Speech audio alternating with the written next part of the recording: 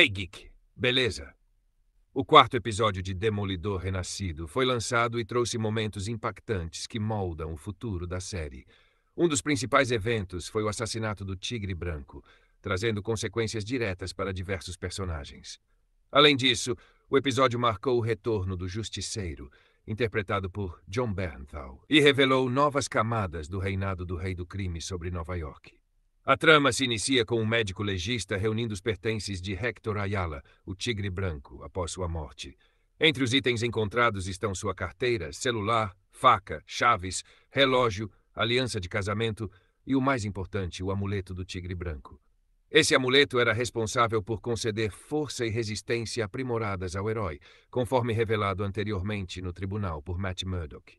A morte de Hector levanta questionamentos, pois seu assassino não levou o amuleto, apesar do interesse crescente no universo da Marvel em replicar habilidades sobre-humanas, como as do Capitão América, Pantera Negra e Hulk.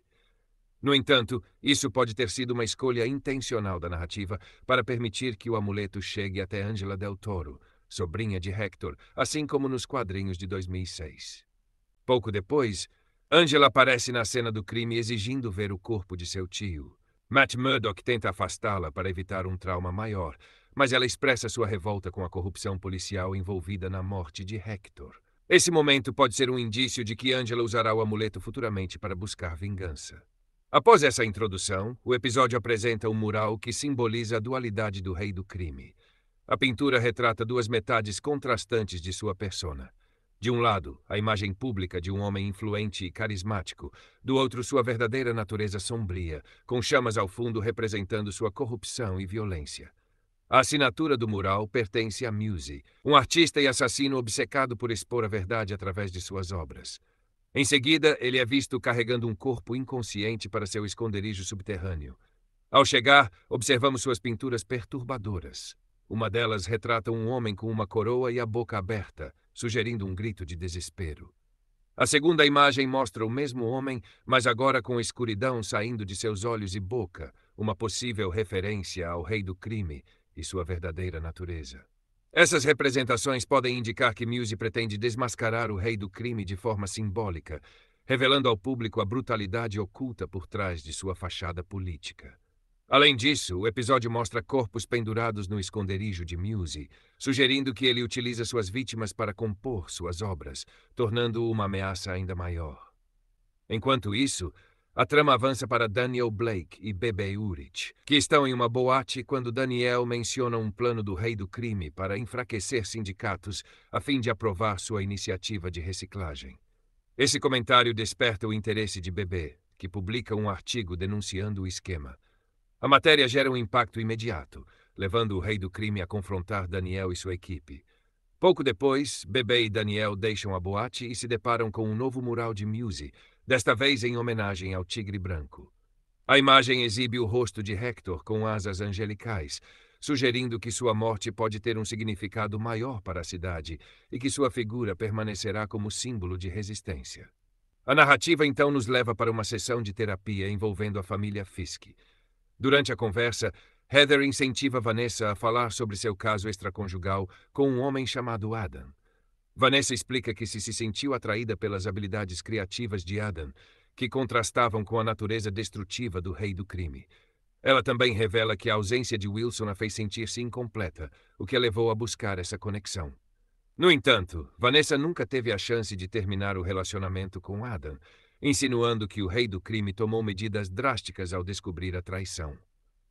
Essa suspeita se confirma no final do episódio, quando Wilson se para seu esconderijo secreto, onde mantém Adam acorrentado. Essa caverna subterrânea, onde ele se permite agir sem restrições, também abriga uma de suas posses mais valiosas: a pintura Coelho em uma tempestade de neve. Ainda com a mancha de sangue deixada pelo confronto com o Demolidor no final da terceira temporada. Esse momento reforça a ideia de que o Rei do Crime mantém duas faces, a de um líder poderoso e a de um criminoso impiedoso. Ao mesmo tempo, essa revelação cria novas tensões na relação entre ele e Vanessa, que pode não aceitar a situação indefinidamente.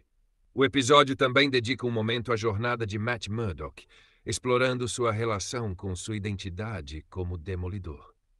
Quando Matt sobe até seu arsenal, podemos ver uma coleção de máscaras que fazem referência a diferentes fases do personagem nos quadrinhos. Entre elas, destaca-se uma máscara cinza, possivelmente inspirada no uniforme branco usado em uma edição de 2023. Há também a icônica máscara vermelha, a versão dourada e vermelha vista na série Mulher Hulk, um aceno ao visual original de 1964, e uma máscara escura semelhante à usada na saga Shadowland, de 2010. Paralelamente, Matt trabalha como advogado de defesa para um homem chamado Leroy Bradford, acusado de roubo.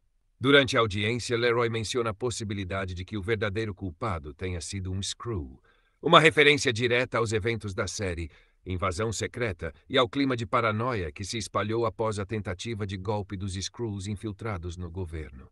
Demonstrando sua habilidade como advogado, Matt consegue reduzir a sentença de Leroy, garantindo que ele passe apenas 10 dias na prisão. No entanto, ao deixar o tribunal, ele se depara com o policial Powell, que afirma não ter conhecimento sobre a morte de Hector Ayala. Utilizando sua capacidade de detectar mentiras, Matt percebe que Powell está falando a verdade, o que o leva a investigar o local do assassinato do Tigre Branco. Lá, ele encontra uma bala marcada com o símbolo do Justiceiro, o que sugere que Frank Castle esteve envolvido na execução. Determinado a obter respostas, Matt rastreia Frank até seu esconderijo, revelando que vinha monitorando seu antigo aliado há algum tempo. Ao chegar ao esconderijo do Justiceiro, Matt encontra um ambiente repleto de telas e circuitos, indicando que Frank pode estar trabalhando novamente com David Lieberman, conhecido como Micro. Nos quadrinhos e na série solo do Justiceiro, Micro é um aliado essencial, fornecendo suporte tecnológico e ajudando Frank a rastrear alvos. Essa possível parceria sugere que o Justiceiro está se preparando para uma operação maior. Na parede do esconderijo há uma lista de alvos com rostos riscados e uma frase escrita acima: "Para os caídos, que seu sacrifício se torne nosso propósito."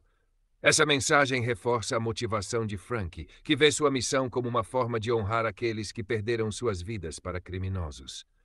A conversa entre Matt e Frank se torna intensa, com o Justiceiro confrontando Murdock sobre sua culpa por não estar presente para proteger Foggy.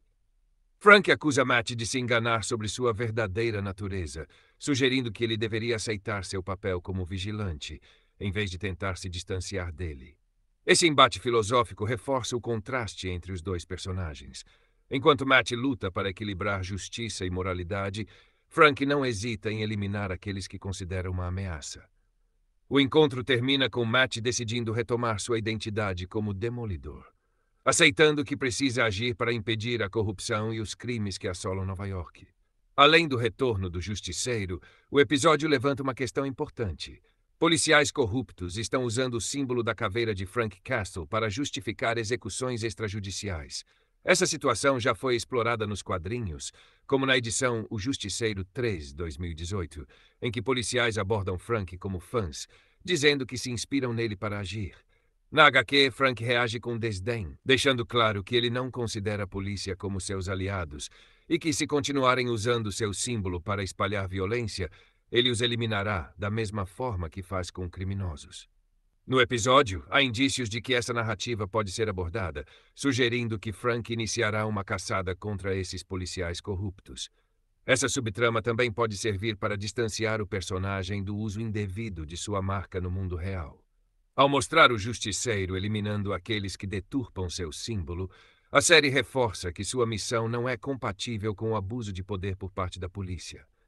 A motivação de Frank sempre foi pessoal. Ele não age como um soldado ou agente da lei, mas como alguém movido pela dor da perda de sua família. Isso faz dele uma figura distinta da polícia, que tem a obrigação de proteger a sociedade dentro da lei. O episódio constrói essa diferença ao destacar que Frank vê sua jornada como um dever pessoal, enquanto policiais corruptos usam sua imagem para justificar atos de vingança. Diante desse cenário, Demolidor Renascido pode estar preparando o terreno para uma nova história envolvendo Frank Castle. Se a série seguir essa abordagem, é possível que vejamos o Justiceiro perseguindo os policiais que usam seu símbolo de maneira distorcida, limpando seu nome e reafirmando sua verdadeira missão. Além disso, essa trama pode se conectar com um futuro especial da Marvel Studios centrado no Justiceiro. Uma abordagem focada no confronto entre Frank e esses grupos corruptos ajudaria a reforçar a distinção entre ele e aqueles que interpretam sua filosofia de forma errada. O episódio encerra sua narrativa com uma forte simbologia visual. Enquanto o rei do crime desce para seu esconderijo subterrâneo, revelando sua verdadeira natureza sombria, Matt Murdock sobe aos telhados de Nova York, reafirmando seu papel como Demolidor. Essa cena contrasta com o final do primeiro episódio, onde o rei do crime estava no topo da cidade, enquanto Matt permanecia no chão. Agora os papéis se inverteram, mostrando que Matt retomou sua luta contra o crime. Esse momento também reforça a jornada do personagem. Matt, que passou grande parte da temporada tentando se afastar de sua identidade como Demolidor, finalmente aceita que seu papel como vigilante é essencial para equilibrar a balança da justiça em uma cidade cada vez mais tomada pelo caos.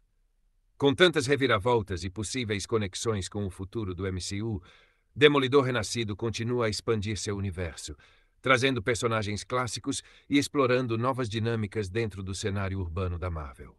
Essa foi a análise completa do episódio 4 de Demolidor Renascido.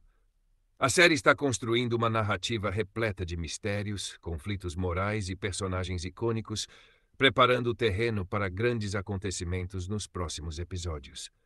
Agora quero saber a sua opinião. O que achou do episódio? Deixe seu comentário e continue acompanhando para mais análises detalhadas.